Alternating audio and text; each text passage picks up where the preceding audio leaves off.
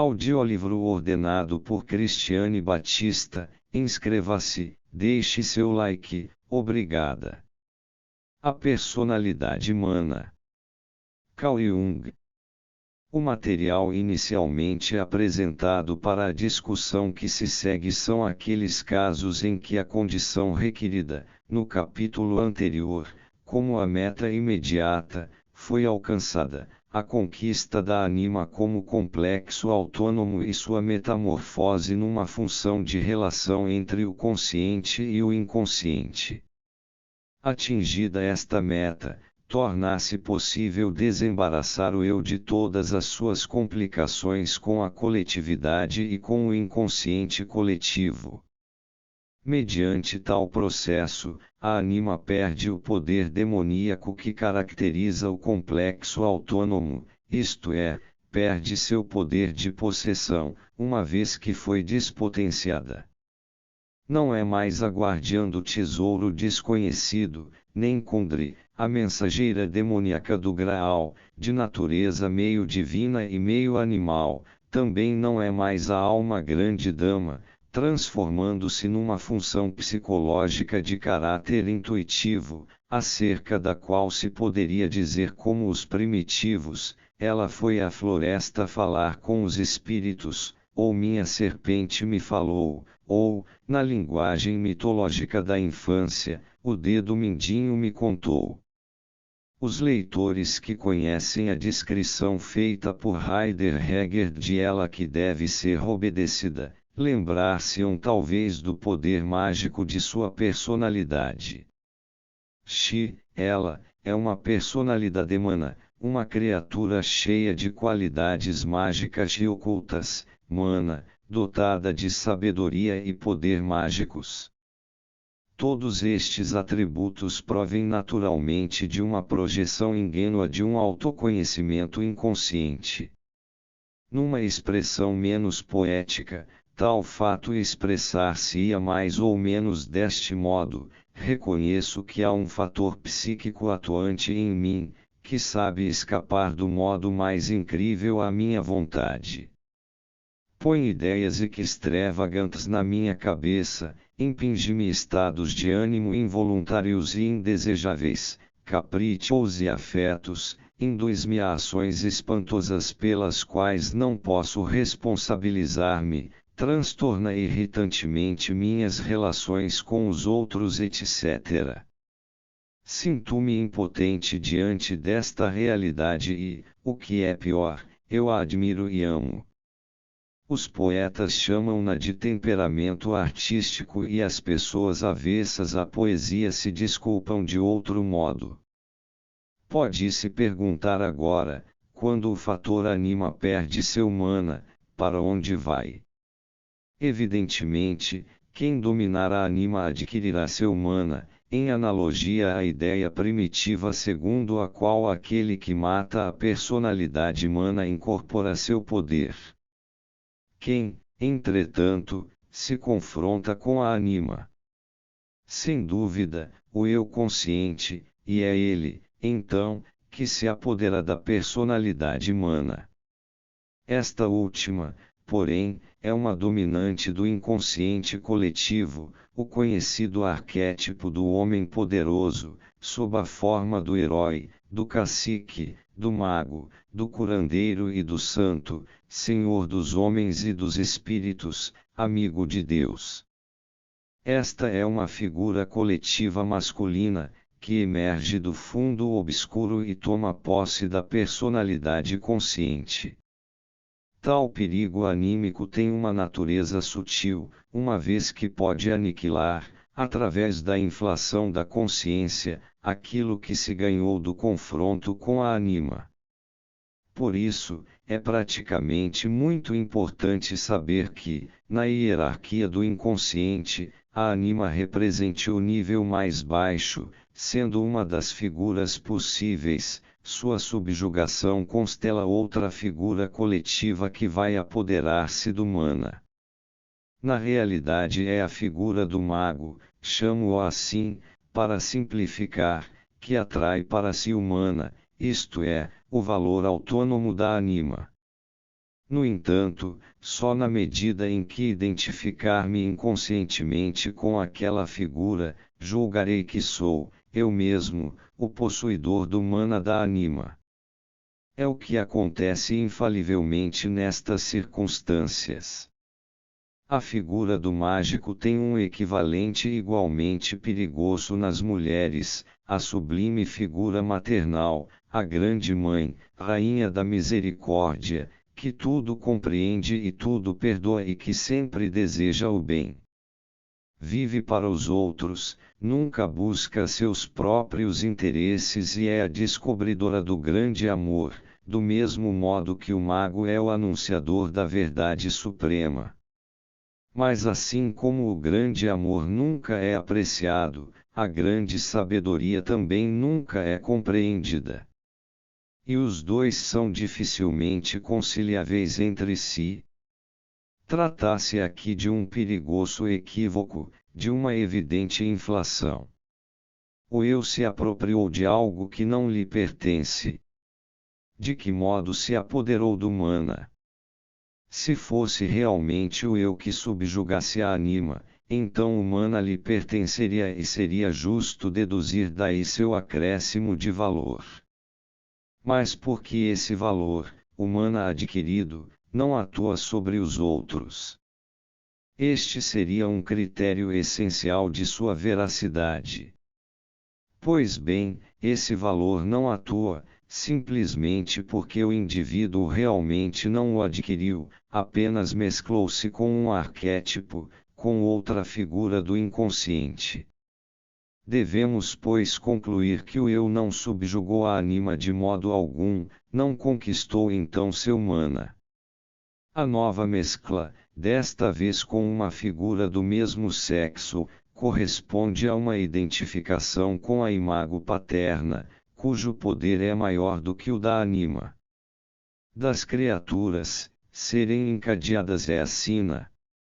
Só é livre o homem que a si mesmo domina. Transformar-se, pois, o indivíduo num super-homem que ultrapassa todos os poderes, num semideus, quem sabe mais ainda. Eu e o Pai somos um só. Esta afirmação poderosa, em sua terrível ambiguidade, provém justamente deste momento psicológico. Numa circunstância destas, se nosso eu mesquinho e limitado possuir uma centelha de autoconhecimento, deverá retirar-se, abandonando o mais depressa possível qualquer ilusão de poder e de importância. Sim, foi um engano, o eu não subjugou a anima e, portanto, não conquistou o seu mana.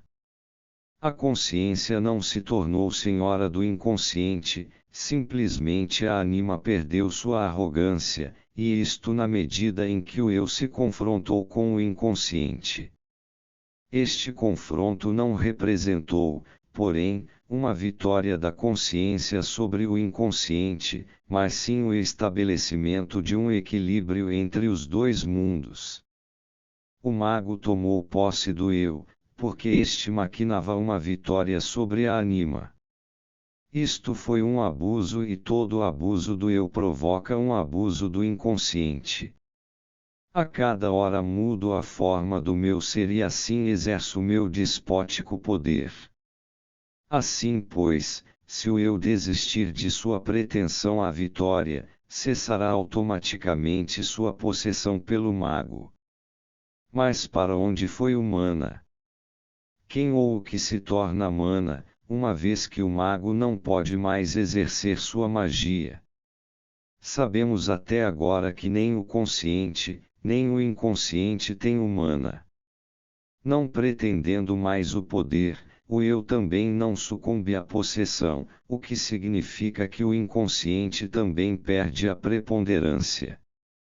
Nesta situação, o mana deve ter ido parar numa instância que é consciente e inconsciente, ou então que não é nem uma coisa nem outra.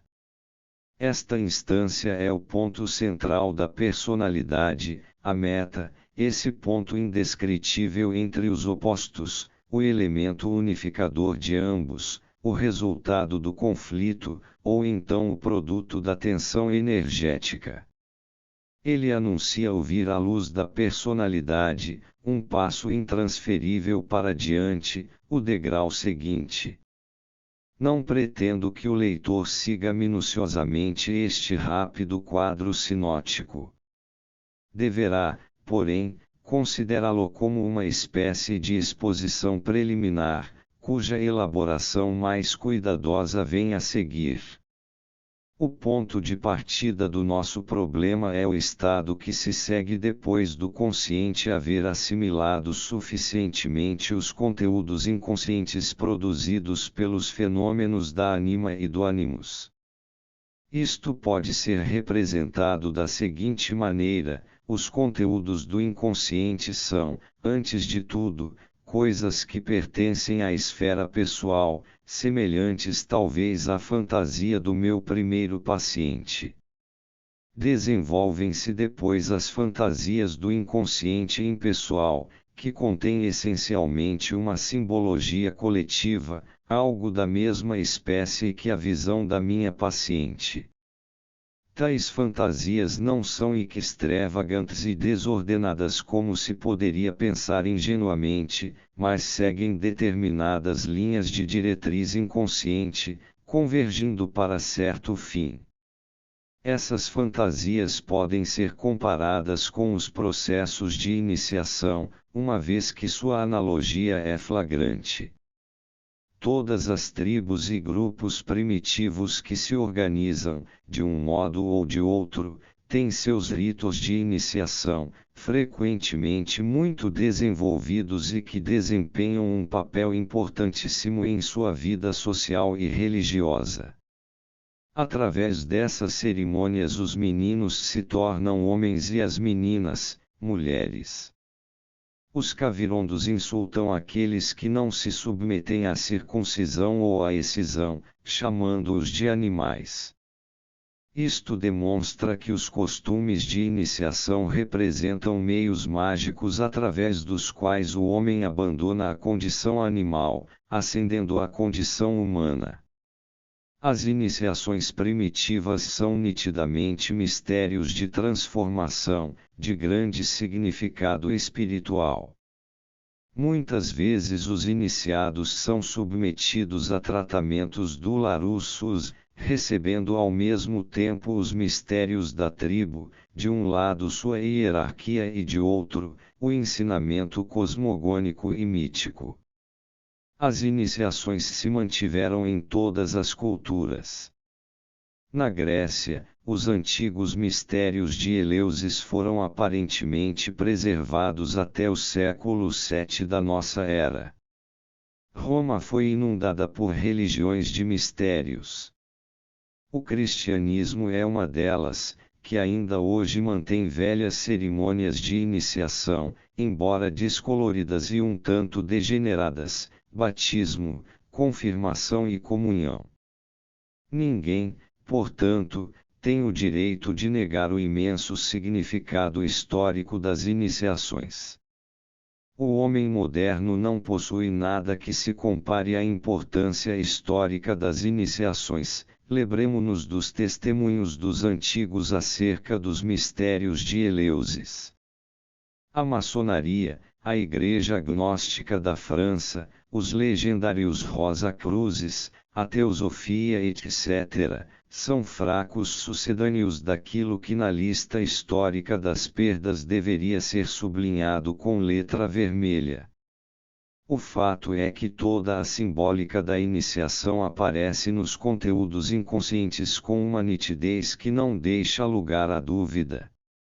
A objeção de que tudo isso não passa de uma velha superstição, carente de valor científico, é tão inteligente como se alguém observasse, frente a uma epidemia de cólera, que esta é uma doença infecciosa e, além disso, anti-higiênica. Nunca é demais repetir que não se trata de saber se os símbolos de iniciação representam ou não verdades objetivas, mas sim de saber se tais conteúdos inconscientes são ou não são equivalentes às práticas de iniciação e se têm ou não uma influência sobre a psique humana. Não se trata também de opinar se são desejáveis ou não. Basta-nos saber que existem e que são atuantes. Como não posso expor detalhadamente, nesta relação, as sequências de imagens não raro extensas, espero que o leitor se contente por ora com os poucos exemplos citados, aceitando também minha afirmação de que essas conexões são construídas logicamente, numa sequência endereçada a um fim. Uso a expressão endereçada a um fim com certa hesitação. Ela deve ser usada sob restrição e com cautela. Nos casos de doença mental observamos séries de sonhos e entre os neuróticos ocorrem fantasias que se desenrolam em séries, espontaneamente, sem meta aparente. O jovem paciente, cuja fantasia em torno de um suicídio já mencionei, estava predisposto a produzir uma sequência de fantasias arbitrárias, a menos que aprendesse a desempenhar nelas uma parte ativa, por uma intervenção consciente. Só desse modo estabelecer-se-ia a orientação para um fim. Por um lado, o inconsciente é um processo puramente natural, sem objetivo, mas por outro lado tem o endereçamento potencial, típico de todo processo energético.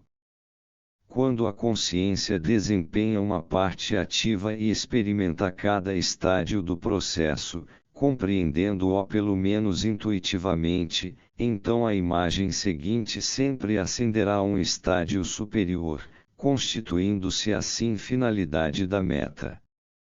A meta seguinte da confrontação com o inconsciente é alcançar um estado em que os conteúdos inconscientes não permaneçam como tais e não continuem a exprimir-se indiretamente como fenômenos da anima e do animus, mas se tornem uma função de relação com o inconsciente. Enquanto não chegarem a isto, serão complexos autônomos, isto é, fatores de perturbação que escapam ao controle da consciência, comportando-se como verdadeiros perturbadores da paz. É um fato conhecido ser este o motivo pelo qual meu termo complexo passou para a linguagem comum. Quanto mais complexos um homem tiver, tanto mais estará sujeito à possessão. E se tentarmos imaginar a personalidade que se exprime através de seus complexos, chegaremos à conclusão de que se trata de uma mulher histérica, isto é, da anima. Mas se esse homem conscientizar seus conteúdos inconscientes, tais como aparecerem inicialmente nos conteúdos fáticos de seu inconsciente pessoal e depois nas fantasias do inconsciente coletivo, chegará às raízes de seus complexos. Só assim poderá libertar-se de sua possessão, e ao mesmo tempo dos fenômenos da anima. No entanto, aquela instância todo-poderosa, que causou a possessão e da qual não posso me desvencilhar, pois de algum modo é superior a mim, logicamente deveria desaparecer com a anima. O indivíduo ficaria assim livre de complexos, isto é, o que se poderia chamar de psiquicamente asseado. Nada mais deveria ocorrer que não fosse aprovado pelo eu, se este desejasse algo, nada se interporia como obstáculo. O eu assumiria, pois, uma posição inexpugnável, a firmeza de um super-homem e a superioridade de um perfeito sábio. Estas duas figuras são imagens ideais, correspondendo a um Napoleão, a um Lao Tse. Ambas concernem ao conceito do extraordinariamente eficaz, expressão usada por Lehmen, em sua conhecida monografia para explicar o significado do mana. Por isso chamo tal personalidade de personalidade mana. Ela corresponde a uma dominante do inconsciente coletivo, a um arquétipo que se formou na psique humana desde tempos imemoriais, através de experiências que lhe correspondem. O primitivo não analisa e não percebe porque alguém é superior a ele. Se por acaso for mais hábil ou mais forte do que ele, é porque tem mana, isto é, uma grande energia. No entanto, poderá perdê-la se uma pessoa passar por cima dele ou se pisar em sua sombra. A personalidade mana se desdobra historicamente na figura do herói e do homem-deus, cuja figura terrena é o sacerdote. Os analistas teriam o que dizer sobre o mana de que são investidos. Mas na medida em que aparentemente o eu se apropria do poder que pertence à anima, nessa mesma medida se converte em personalidade mana. Tal manifestação constitui um fenômeno quase geral.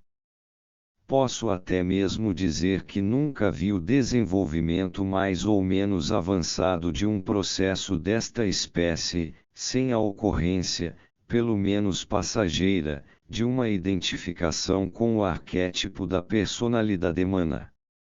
É natural que isto ocorra, pois a própria pessoa o espera, assim como os demais. Dificilmente fugiremos à tentação de admirar-nos a nós mesmos por havermos encarado as coisas mais a fundo do que os outros. Estes, por seu lado, também sentem a necessidade de encontrar em alguma parte um herói palpável ou um sábio superior, um guia e um pai, uma autoridade indiscutível. Dessa forma poderão edificar templos e queimar incenso a esses deuses em miniatura. Tal fato não deve ser considerado uma simples estupidez de idolatrais sem espírito crítico, mas sim como uma lei psicológica natural, segundo a qual o que foi no passado tornará a ser no futuro. Isto será inevitável até que a consciência consiga romper a concretização ingênua das imagens primordiais. Não sei se é desejável que a consciência altere as leis eternas, sei unicamente que às vezes as altera e que esta medida representa uma necessidade vital para certos homens, o que não os impede de sentar-se muitas vezes ao trono do Pai, confirmando de novo a velha regra. É difícil prever de que modo o homem poderia escapar ao poder das imagens primordiais. Não creio que o homem possa escapar a este poder superior. Poderá, entretanto, mudar de atitude em relação a ele, evitando assim o risco de sucumbir ingenuamente a um arquétipo no caso de desempenhar um papel à custa de sua humanidade.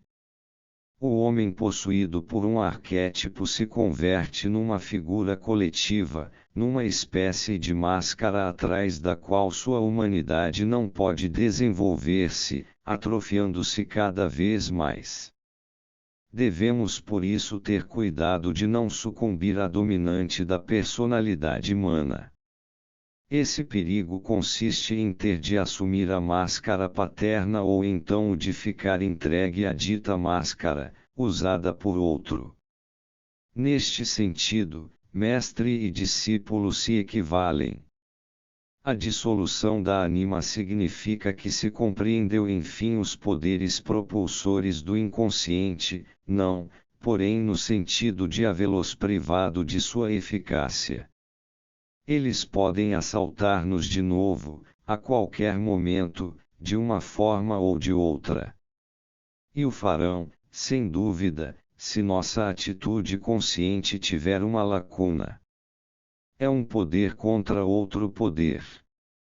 Se o eu tiver a pretensão de usurpar o poder do inconsciente, este reagirá através de uma investida sutil, neste caso, pela dominante da personalidade humana, cujo enorme prestígio seduz o eu. A isso só podemos nos opor mediante a plena confissão de nossa própria fraqueza diante dos poderes do inconsciente. Dessa forma não oporemos um poder contra o inconsciente, evitando assim provocá-lo. O leitor talvez ache cômico que se fale do inconsciente de um modo, por assim dizer, pessoal. Eu não queria sugerir a ideia de que considero o inconsciente como uma instância pessoal. O inconsciente consiste de processos naturais, que ultrapassam a instância humanamente pessoal. Só nossa consciência é pessoal. Portanto, ao usar o termo provocar, não quis com isto dizer que podemos insultar o inconsciente e este, a modo dos deuses antigos, teria a possibilidade de responder ao homem pelo ciúme ou pela vingança. Acho que se trata muito mais de uma falta cometida contra a dieta psíquica, resultando desse desequilíbrio uma indigestão de ordem psíquica. O inconsciente ride automaticamente como o meu estômago e, no sentido figurado, vinga-se de mim. Ao arrogar-me um poder indevido sobre o inconsciente, cometo uma falta dietética de ordem psíquica, que seria melhor evitar para o meu próprio bem. Essa analogia nada poética é, no entanto, branda demais diante dos efeitos morais devastadores e de grande alcance de um inconsciente transtornado. Diante deles seria talvez mais adequado falar de uma vingança dos deuses ofendidos.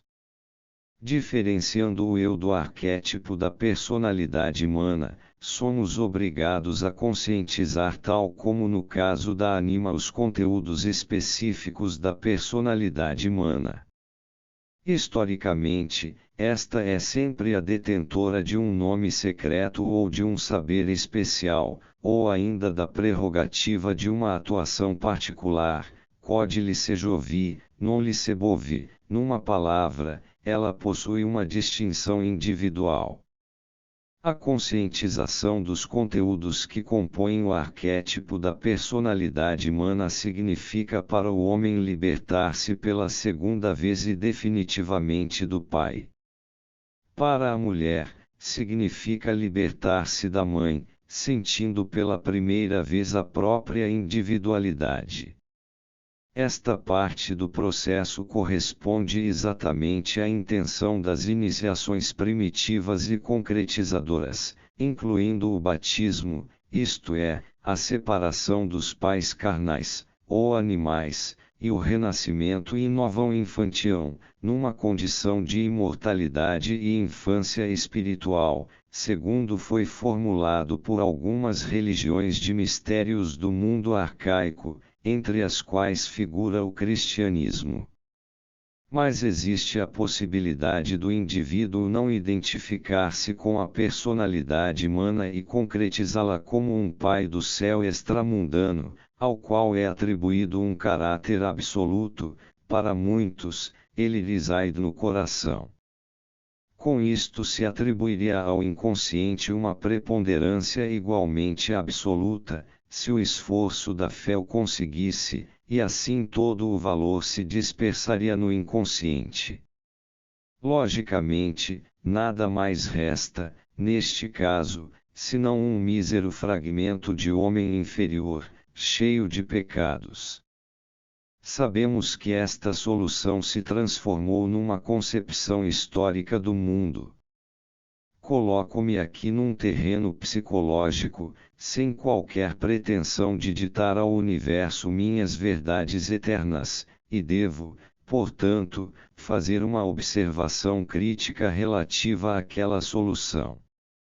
Se eu atribuir todos os valores mais altos ao inconsciente, construindo assim um summum bonum, colocar-me-ei na desagradável situação de ter que inventar um demônio do mesmo peso e grandeza, a fim de manter o equilíbrio psicológico com o meu summum bonum. Minha modéstia de forma alguma permitiria que eu me identificasse com o demônio. Além de ser isso uma incrível presunção, colocar-me-ia em conflito com meus valores saprímos. E meu déficit moral também não o permitiria. Por motivos psicológicos, recomendo que não se edifique Deus algum a partir do arquétipo da personalidade humana, isto é, aconselho que não se concretais esta última. Eu evitaria, dessa forma, projetar meus valores e indignidades em Deus e no diabo, preservando assim minha dignidade humana, meu lastro específico, sem o qual eu poderia transformar-me num joguete frágil dos poderes inconscientes. Embora nos relacionemos com o mundo visível, não teríamos a insensatez de julgarmos seus senhores. Seguimos aqui, naturalmente, o princípio da não resistência diante dos poderes que nos sobrepujam, até um limite máximo individual. Além deste limite, até mesmo o cidadão mais pacato se transforma no mais encarniçado dos revolucionários. Nossa veneração pela lei e pelo Estado é um modelo recomendável para nossa atitude geral diante do inconsciente coletivo. Dai a César o que é de César e a Deus o que é de Deus. Até aqui nossa obediência não seria difícil. Mas há também no mundo outros fatores que absolutamente não são aprovados pela nossa consciência e diante dos quais nos prosternamos. Por quê? Praticamente, pelo fato de serem mais salutares do que os que se lhe opõem. Assim, pois, há fatores no inconsciente em relação aos quais devemos ser prudentes. Não resistais ao mal. Fazei amigos nas casas do injusto Mamon. Os filhos do mundo são mais prudentes do que os filhos da luz, logo. Sede prudentes como as serpentes e dóceis como as pombas. A personalidade humana representa um ser de uma sabedoria superior e de uma vontade igualmente superior. Quem conscientizar os conteúdos básicos desta personalidade tem que assumir o fato de ter aprendido a conhecer e a querer mais do que os outros. Este desagradável parentesco com os deuses, como se sabe, atravessou os ossos de Angela Silesius, a ponto de precipitá-lo do alto de seu superprotestantismo, saltando a estação intermediária de Lutero, que se tornara insegura, ao colo da Mãe Negra, para o mal de seus nervos e de seu talento lírico.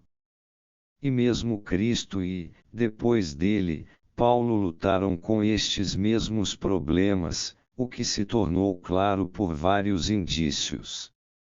Meister Eckhart, Goethe no Fausto e Nietzsche no Zaratustra aproximaram-nos novamente deste problema.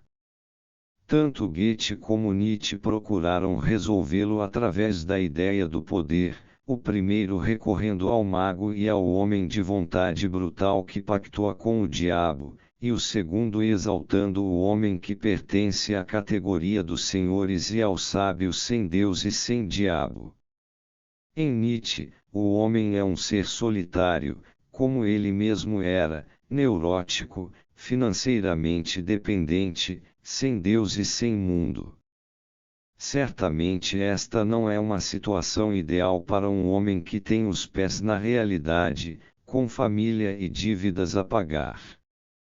Não há nada que possa contestar a realidade do mundo, nem há caminho que nos desvie dela. Poderá o filósofo neurótico provar-nos que não tem uma neurose? Nem mesmo poderá prová-lo a si mesmo. Com nossa alma, estamos sujeitos a influências consideráveis que vêm de dentro e de fora, e devemos satisfazer a ambas, de um modo ou de outro. Só o faremos na medida de nossas capacidades individuais. Por isso devemos refletir acerca de nós mesmos, não em termos do que se deveria, mas sim do que se pode e deve fazer. Assim é que a dissolução da personalidade humana, através da assimilação consciente de seus conteúdos, leva-nos naturalmente a nós mesmos, como a algo de vivo e existente, suspenso entre duas imagens do mundo e suas potências experimentadas com nitidez, mas só obscuramente pressentidas. Este algo é-nos estranho e, no entanto, próximo, sendo plenamente o que somos, é incognoscível, um centro virtual de misteriosa constituição e que poderá exigir tudo, parentesco com animais e deuses, com cristais e estrelas, sem que isso nos surpreenda ou provoque nossa desaprovação. Tudo isto é exigido e nada temos nas mãos para opor razoavelmente a tal exigência. E é saudável prestar ouvidos a essa voz. Dê a este ponto central o nome de si mesmo, Selbst. Intelectualmente, ele não passa de um conceito psicológico, de uma construção que serve para exprimir o incognoscível que, obviamente, ultrapassa os limites da nossa capacidade de compreender. O si mesmo também pode ser chamado o Deus em nós. Os primórdios de toda a nossa vida psíquica parecem surgir inextricavelmente deste ponto e as metas mais altas e derradeiras parecem dirigir-se para ele. Tal paradoxo é inevitável como sempre que tentamos definir o que ultrapassa os limites de nossa compreensão. Espero ter esclarecido suficientemente o leitor atento para poder acrescentar que o si mesmo está para o eu, assim como o Sol está para a Terra. Ambos não são permutáveis. Não se trata, porém, de uma deificação do homem ou de uma degradação de Deus. O que está além da compreensão humana é, por isso mesmo, inalcançável. Quando usamos o conceito de Deus, estamos simplesmente formulando um determinado fato psicológico, ou seja, a independência e supremacia de certos conteúdos psíquicos que se caracterizam por sua capacidade de opor-se à nossa vontade, de obcecar a consciência e influenciar nossos estados de espírito e nossas ações. Ficaríamos indignados se um capricho inexplicável, uma perturbação nervosa ou um vício incontrolável fossem considerados, por assim dizer, como uma manifestação de Deus.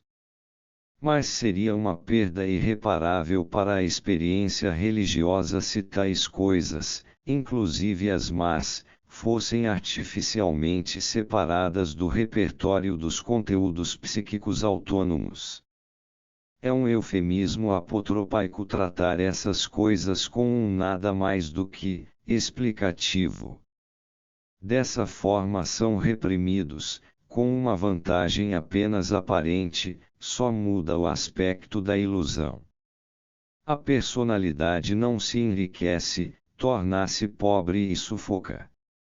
O que parece mal, ou pelo menos carente de sentido e de valor para a experiência e conhecimento contemporâneos, pode ser, num nível mais alto de experiência e conhecimento, a fonte do melhor.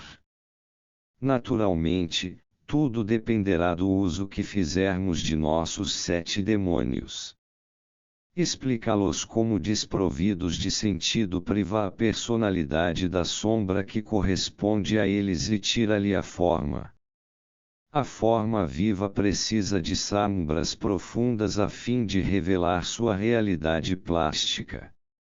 Sem as sombras, ela fica reduzida a uma ilusão bidimensional ou então a uma criança mais ou menos bem educada.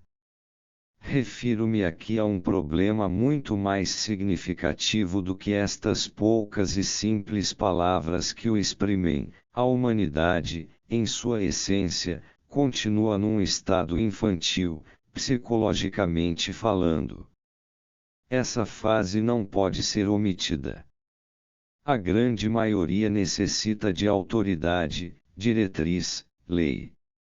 Tal fato não pode ser negligenciado. A superação paulina da lei só serve para aqueles que são capazes de pôr a alma no lugar da consciência moral. São poucos os que estão aptas para isto.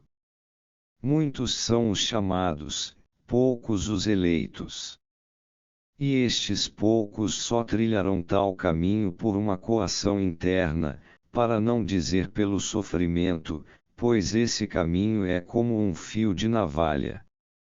A concepção de Deus como um conteúdo psíquico autônomo o transforma num problema moral e isto, confessemos, é muito desagradável. Se este problema não existisse, Deus não seria real, pois nenhuma atuação teria em nossas vidas. Seria apenas um conceito fantasma ou uma sentimentalidade filosófica. Se abandonarmos a ideia de uma divindade e considerarmos apenas os conteúdos autônomos, manter-nos-emos numa posição intelectual e empiricamente correta, mas encobriremos uma nota que psicologicamente não deve faltar. Ao utilizarmos o conceito do divino, expressamos de modo correto o caminho peculiar pelo qual experimentamos as atuações destes conteúdos autônomos. Podemos usar também o termo demoníaco, desde que não queiramos reservar algum desvão do nosso ser para outro Deus concretizado segundo nossos desejos e ideias. Entretanto, de nada servirá nossa prestidigitação intelectual para tornar real o Deus que desejamos, da mesma forma que o mundo também não se adapta às nossas expectativas. Dando o atributo de divino às atuações dos conteúdos autônomos, admitimos sua força relativamente superior. E é esta força superior que obrigou os homens de todos os tempos a pensar o impensável e a submeter-se a todos os sacrifícios para corresponder às suas atuações. Tal força é tão real como a fome e o medo da morte. O si mesmo pode ser caracterizado como uma espécie de compensação do conflito entre o interior e o exterior. Esta formulação não seria má, dado que o si mesmo tem o caráter de algo que é um resultado, uma finalidade atingida pouco a pouco e através de muitos esforços. Assim, pois, representa a meta da vida, sendo a expressão plena dessa combinação do destino a que damos o nome de indivíduo, não só do indivíduo singular, mas de um grupo, em que um completa o outro, perfazendo a imagem plena. Sentindo o si mesmo como algo de irracional e indefinível, em relação ao qual o eu não se opõe nem se submete, mas simplesmente se liga, girando por assim dizer em torno dele como a Terra em torno do Sol, chegamos à meta da individuação. Uso a palavra sentir para caracterizar o modo aperceptivo da relação entre o eu e o si mesmo. Nada se pode conhecer nesta relação, uma vez que nada podemos afirmar acerca dos conteúdos do si mesmo. O eu é o único dentre os conteúdos do si mesmo que conhecemos. O eu individuado se sente como o objeto de um sujeito desconhecido e de ordem superior.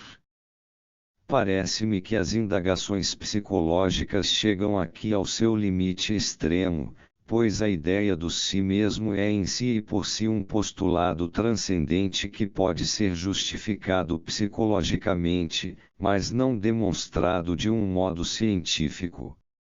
O passo além da ciência representou uma necessidade absoluta do desenvolvimento psicológico que aqui tentei descrever. Sem este postulado, eu não poderia formular de modo adequado os processos que ocorrem empiricamente. Por isso, o si mesmo pode pretender pelo menos ter o valor de uma hipótese, análoga à da estrutura dos átomos. E mesmo que estejamos mais uma vez envolvidos numa imagem, trata-se de algo poderosamente vivo, cuja interpretação ultrapassa minhas possibilidades. Não duvido em absoluto que se trata de uma imagem, mas é uma imagem na qual estamos incluídos.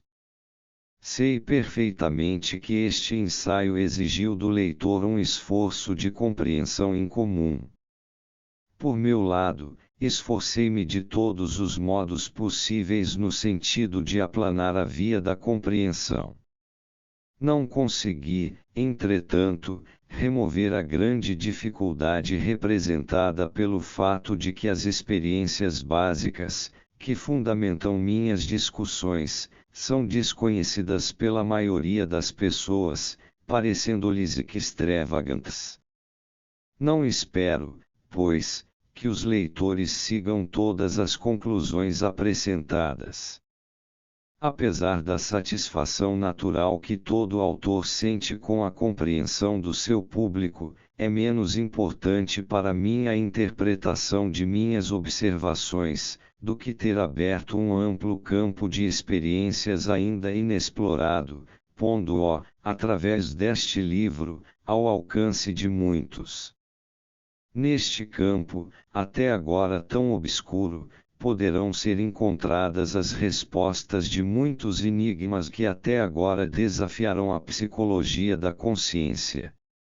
Não pretendo de modo algum ter respondido de forma definitiva ao problema. Dar-me-ei, no entanto, por satisfeito se este livro for considerado a tentativa tateante de uma resposta.